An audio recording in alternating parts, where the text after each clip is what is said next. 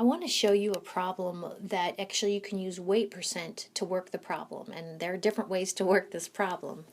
But let's just say we want to get to, let's see, question mark grams of carbon that are in 1.92 grams of C4H10. Now, if you have the weight percent carbon, I'm going to go ahead and unpack that for you.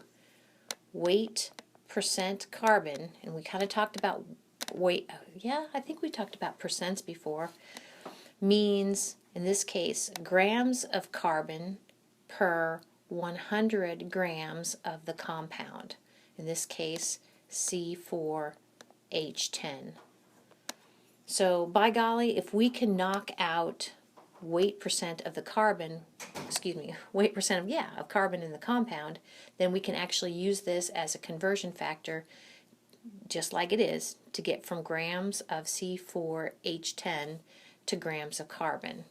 Okay, so let's see how that looks. So we can go from grams of the compound to grams of carbon if we know the weight percent. Remember, we can unpack any sort of percent as in, well, in this case weight percent, as in grams of the component, in this case carbon, per 100 grams of the mixture, which in this case 100 grams of the compound. So here we go. We can, just like we did before, come up with the molar mass of the compound.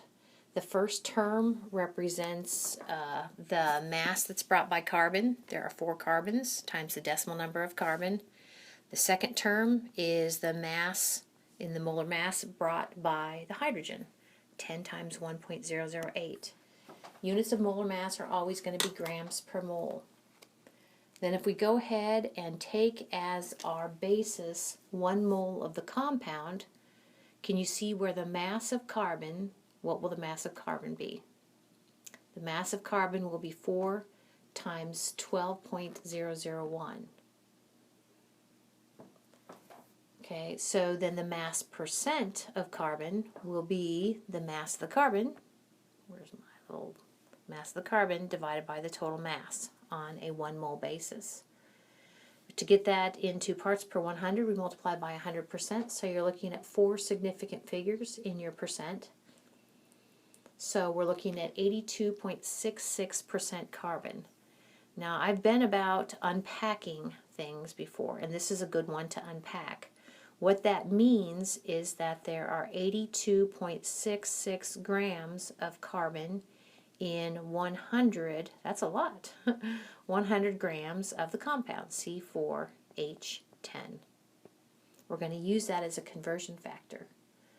So do you see where if our first term is that 1.92 grams of C4H10 over 1, what does the next term look like? It simply looks like this, where it's the weight percent unpacked, 82.66 grams of carbon over 100 grams of compound. By definition, that's what weight percent means. The grams of compound will cancel out. We're left with grams of carbon, which is perfect. How many sig figs do we need to allow in our answer? Just 3 sig figs. So I get 1.59 grams of carbon.